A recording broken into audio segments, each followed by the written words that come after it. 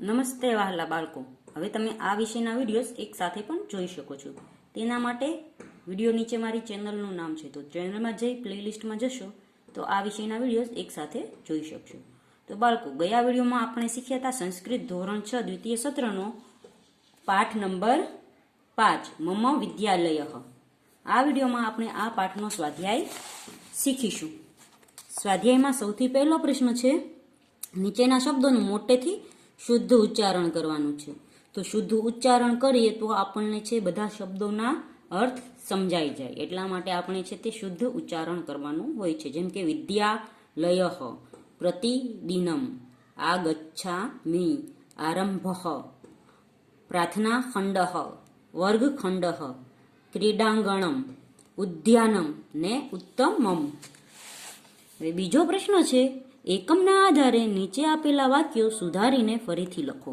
તો અહીં વાક્યો આપેલા છે તે ખોટા છે, તેને સુધારીને આપણે બીજી વાર લખવાના છે. જેમ કે પહેલું છે, અનિલસ્ય વિદ્યાલય સુંદરમસ્તિ. તો વિદ્યાલય છે તે અનિલની નહોતી પણ રાજીવની હતી, એટલે આપણે લખ્યું છું રાજીવસ્ય વિદ્યાલય સુંદર અસ્તિ.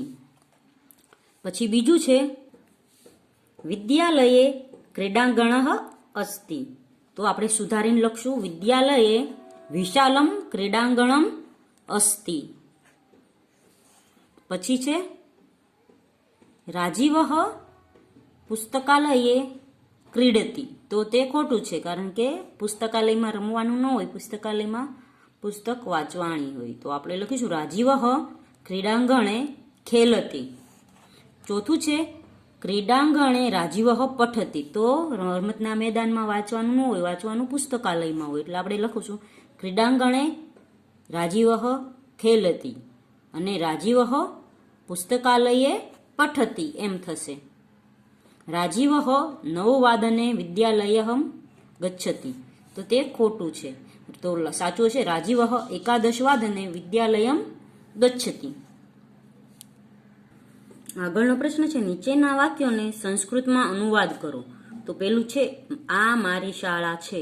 તો તેને સંસ્કૃતમાં લખું એષ મમ વિદ્યાલય અસ્તિ. પછી છે, મારી શાળા સુંદર છે. તો મમ વિદ્યાલય સુંદર અસ્તિ.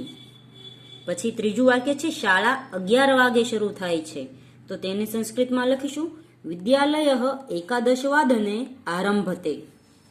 પછી 4 નંબરનું છે, શાળામાં પુસ્તકાલય છે. તો વિદ્યાલયે પુસ્તકાલય અસ્તિ. 5 નંબરનું છે, હું રિસેસમાં મેદાનમાં રમું છું. તો તેનું સંસ્કૃત થશે અહમ વિશ્રાંતિ સમયે ક્રીડાંગણે ખેલામી. પછી કૌંસમાં આપેલા શબ્દોમાંથી યોગ્ય શબ્દ પસંદ કરી ખાલી જગ્યા પૂરો. તો અહીં લખશું રાજીવ ખાલી જગ્યા વાદને ગૃહમ ગચ્છતિ. તો રાજીવ પંચવાદને ગૃહમ ગચ્છતિ, પંચ જવાબ આવશે.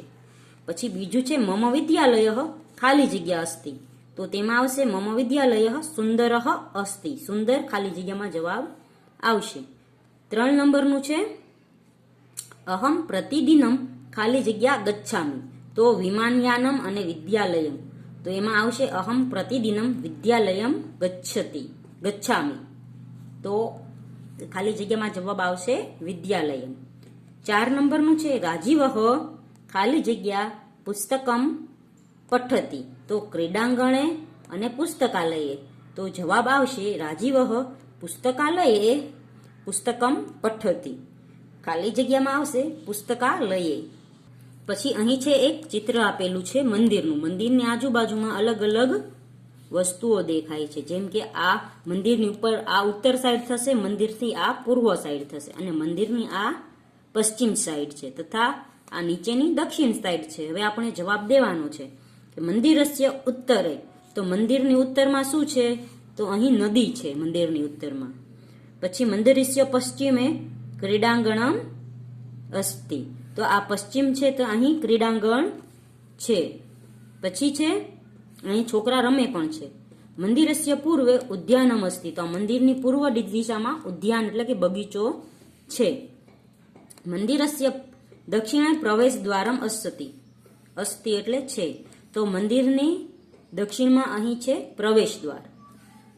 આપણે અહીં પછી દિશાઓ આપેલી છે, જેને સંસ્કૃતમાં કઈ કઈ દિશાઓ કહેવાય. આપણને છે તે હિન્દીમાં, ઇંગ્લિશમાં અને ગુજરાતીમાં ખબર છે કે કઈ કઈ દિશાઓ કહેવાય છે. તો અહીં આપણે સંસ્કૃતમાં દિશાઓ શીખીશું. તો અહીં પ્રાચી એટલે પૂર્વ થશે, પ્રતિચી એટલે પશ્ચિમ થશે, ઉદીચી એટલે ઉત્તર અને અર્વાચી એટલે દક્ષિણ થશે.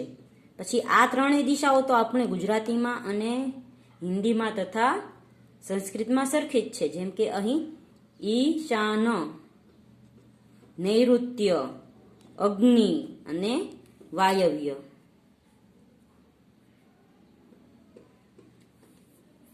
તો બાળકો અહીં છે તે પાઠ નંબર 5 મમ વિદ્યાલય પૂર્ણ થાય છે. આપણે આવતા વિડીયોમાં પાઠ નંબર 6 શીખીશું. પાઠનું નામ છે ભવતુ ભારતમ. ત્યાં સુધી ગુડ બાય, ટેક કેર.